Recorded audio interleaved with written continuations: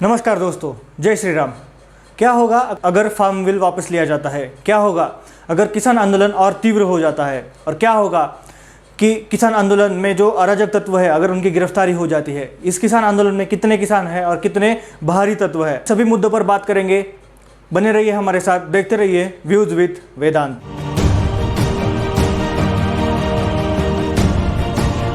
इस किसान आंदोलन पर बात करने से पहले अगर आपको किसान बिल, ये जो फार्म बिल लाए गए हैं, अगर इसके बारे में जानना हो तो मैंने इसके ऊपर जब फार्म बिल लाए गए थे तब वीडियो बनाया था। बहुत ही डिटेल में, पूरी आसान भाषा में इसकी जानकारी मैंने उस वीडियो में बताई है। अगर आपको वो वीडियो देखना है तो ऊपर आई कार्ड में लिंक दिया है और नीचे डिस्क्रिप्शन में भी मैं वो लिंक डाल दूंगा, वहाँ जाके आप देख सकते हैं। अभी इस फार्म बिल पर बात करने से पहले हम बात करते हैं कि किसान आंदोलन के बारे में। पिछले 16 दिनों से किसान आंदोलन चलता आ रहा है और जब से ये आंदोलन चालू हुआ है तब से खालिस्तानी तत्व या फिर जो नक्सली तत्व है इस आंदोलन में नजर आ रहे हैं। आंदोलन के पहले दिन से, जब से ये आंदोलन चालू हुआ था तब से प्रो खालिस्तानी पोस्टर्स या फिर प्रो खालिस्तानी नारे, इंदिरा ठोक दी मोदी को भी ठोक देंगे, को ठोक सकते हैं गोरे को। ये दिल्ली तो कुछ भी नहीं हमारे पास है, ये तो इतनी कहा है कि इंदिरा ठोक दी मोदी की शादी में। बिल्कुल बिल्कुल, तो आप देख सकते हैं जी। या फिर मोदी तेरी कब्र खुदेगी, आज नहीं तो कल खुदेगी। ऐसे कई तरह के नारे इन आंदोलनों में लग रहे। बाद में योगीराज सिंह आ जाते हैं, हिंदू औरतों के खिलाफ भड़काने वाला बयान दे दिया। जरा एक बार पर गौर करना कि आपने सुना होगा कि बेटा बाप का नाम डुबा रहा है, लेकिन यहाँ पे ऐसा कैसे है कि बाप बेटे का नाम डुबा रहा है? इसके साथ साथ ही दीप सिद्धू जो पंजाबी एक्टर है उसका रेफरेंडम वाला बयान, बाद में दिलजीत दोसांझ की कंट्रोवर्सी।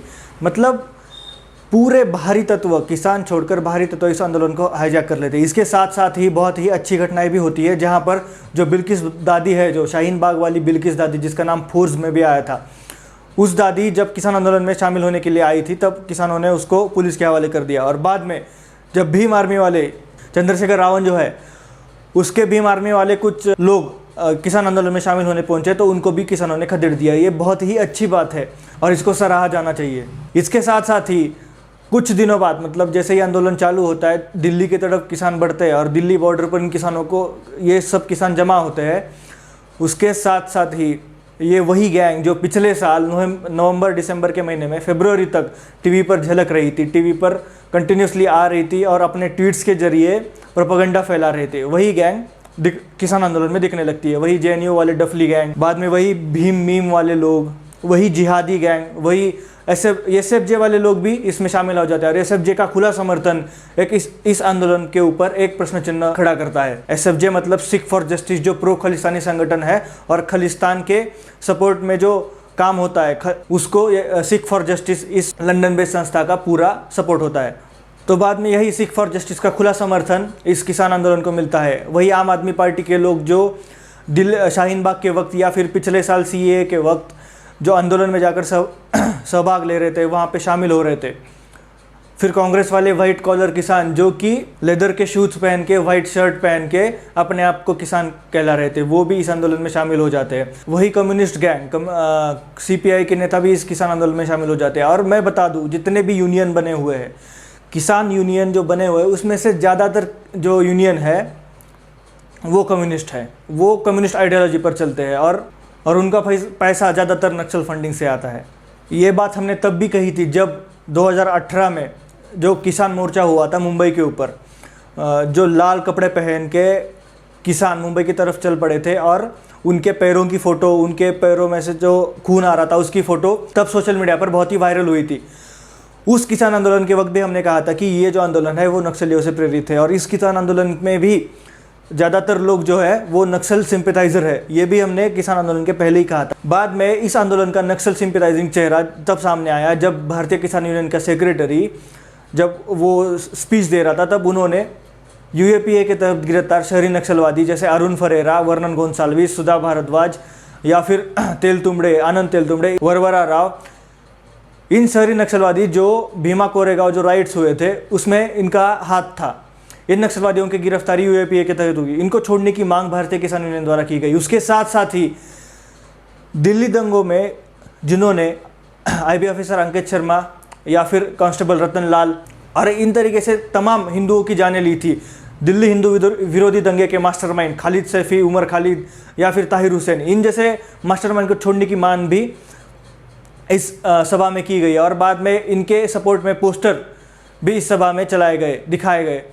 तो इससे आप समझ सकते हैं कि किस तरीके से ये आंदोलन एक नक्सल सिंपैथाइजर आंदोलन बनता जा रहा है और जिस तरीके से किसानों के नाम पर, जमींदारों के विरोध के नाम पर नक्सल आंदोलन हुआ था, उस तरीके से नक्सल को सिंपैथाइज करने की कोशिश इस आंदोलन में हो रही है। जब भारतीय किसान यूनियन के ही एक नेता ने ऐसा बयान दे दिया कि इस घटना से हमें यह पता चलता है कि नक्सल आंदोलन जो है वो कभी किसानों के खिलाफ था ही नहीं, नक्सल आंदोलन हमेशा किसानों की सपोर्ट में रहा है।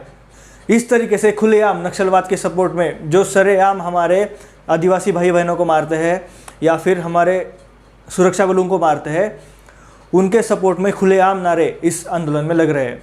हालांकि इस आंदोलन में बहुत सारे किसान हैं जिनको इस बिल के बारे में पता नहीं है या फिर बरगलाया गया है। इनको इस हद तक बरगलाया गया है कि मैं 2 दिन पहले एक डिबेट देख रहा था आज तक के ऊपर, उसमें कोई कांग्रेस का कोई प्रवक्ता था, उसने ऐसा लॉजिक लगाया कि वो लॉजिक सोचकर और वो लॉजिक सुनकर आपको ऐसा लगेगा कि भैया सारे किसानों की ज़मीन जो है वो अंबानी और अदानी दोनों ले जाएंगे। और उसने क्या कहा जरा आप सुनिए। नहीं, देखिए, सिर्फ मिनिमम गारंटी एमएसपी की बात नहीं है, कई बातें हैं इस बिल में।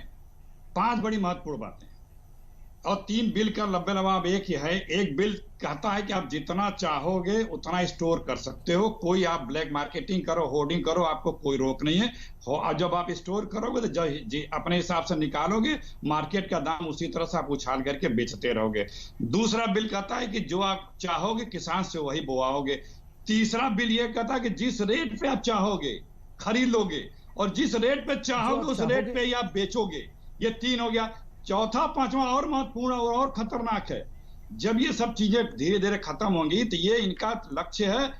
अब इस बीच जब किसान आंदोलन पिछले 16 दिनों से चलता आ रहा है, इस बीच में 6 से 7 वार्ता किसानों की सरकार के साथ हुई, लेकिन सारी निष्फल रही, उससे कोई नतीजा नहीं निकला। सबसे पहले इस किसान आंदोलन से पहले जो किसान थे जो आ रहे थे, जब इन्होंने प्रेस से बात करी तो उन्होंने ये कहा कि हमें लिखित आश्वासन चाहिए सरकार की तरफ से कि एमएसपी और एपीएमसीज को खत्म नहीं किया जाएगा।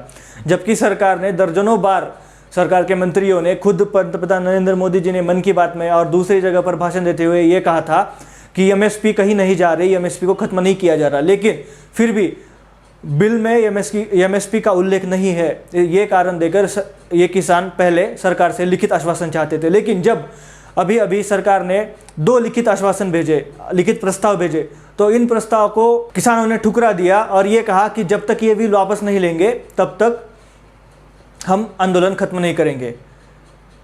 तो क्या ये बिल वापस लिए जा सकते हैं? अगर ये बिल वापस लिए जाते हैं तो भारत के दूसरे इलाकों के किसानों पर क्या प्रभाव पड़ेगा, इसके बारे में बात करते हैं। तो सबसे पहले ये फार्म बिल्स हमको समझने पड़ेंगे। एक छोटा सा उदाहरण देकर मैंने इसके ऊपर डिटेल वीडियो बनाई है और उसकी लिंक आई कार्ड में भी डाल दी है, लेकिन एक छोटा सा उदाहरण अभी मैं इस वीडियो में भी देना चाहता हूँ कि मान लीजिए आपको मुंबई से दिल्ली जाना है और आपके पास पहले यही विकल्प था कि आप सिर्फ ऑटो से जा सकते हैं।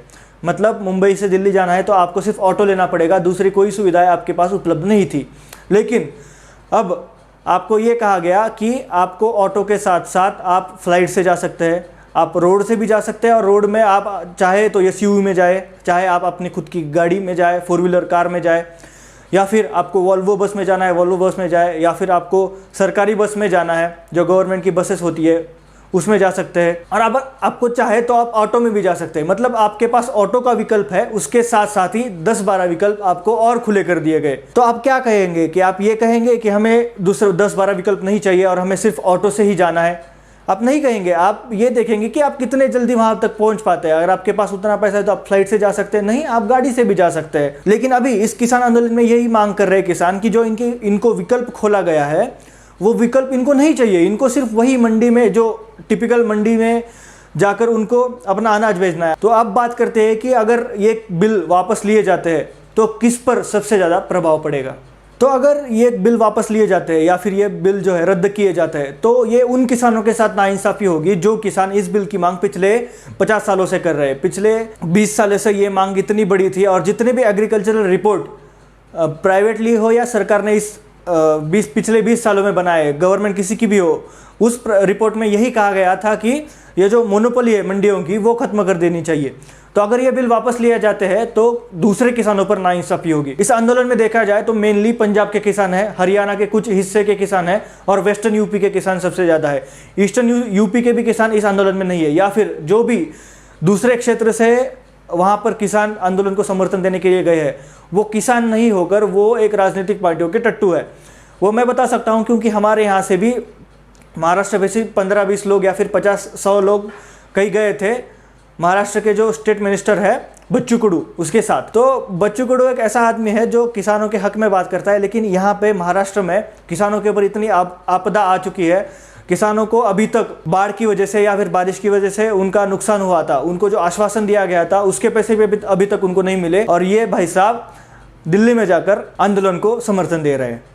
तो जो लोग अपने हित के लिए, मतलब अपने कुछ स्वार्थ के लिए वहाँ पर जा रहे हैं, वो उनको किसान नहीं समझ सकते। और जितने भी वहाँ पर किसान हैं वो मेनली इस क्षेत्र से आए, साउथ इंडिया से बहुत ही कम किसान वहाँ पर गए और जाएंगे भी नहीं। और जितने भी भारत बंद हुआ, जो कि कहा गया कि किसानों की तरफ से भारत बंद होगा, उस दिन सबसे ज़्यादा किसान अपने खेत में काम पर थे। वो मैंने देखा है, मैंने अनुभव किया है।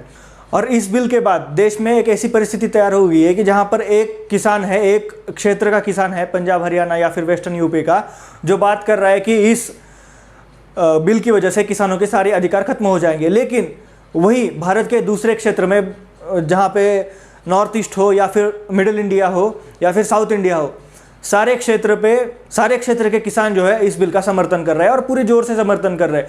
और इनका ये कहना है कि इस बिल की वजह से किसानों को आज़ादी मिल गई है, वो अपना माल कहीं भी बेच सकते हैं। और बिल आते ही इस बिल का जो फ़ायदा है वो देखने का चालू ही हो गया है। महाराष्ट्र में कई ऐसे किसान हैं जिन्होंने अपना माल मंडी के बाहर बेचकर 10 करोड़ से ज़्यादा रुपए कमाए। इसके साथ साथ ही केरल के जो इलायची उगाने वाले जो किसान हैं, उनका भी यही कहना है कि उन कॉन्ट्रैक्ट फार्मिंग के तहत उनका जो माल है वो सीधे उनके खेत से बेचा जा रहा है और उनको लगे हाथ उनके फसल का भाव मिल रहा है। मतलब कितने किसान हैं, आसाम के किसानों को भी इसका फ़ायदा हो रहा है। महाराष्ट्र में जो नासिक में सबसे ज़्यादा प्याज की खेती होती है, उन किसानों उनके प्याज भी सीधा खेत से बिके जा रहे हैं और उनको पेमेंट जो है सीधा खेत में मिल रहा है।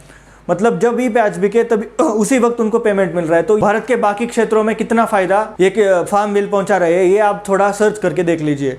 तो इससे ये साफ तौर पर साबित होता है कि अगर ये कानून वापस लिए जाते हैं तो इसका जो नुकसान है वो देश के ज़्यादातर किसानों को होगा, क्योंकि जो इस बिल का विरोध कर रहे हैं वो पूरे किसानों के 10-15% लोग हैं, लेकिन 80 से 85% अभी भी ये इतने किसान हैं जो इस बिल का समर्थन कर रहे हैं और इस बिल की वजह से उन किसानों को फ़ायदा हो रहा है। और इस बिल की मांग किसान और राजनीतिक पार्टियां कई सालों से करती आ रही है।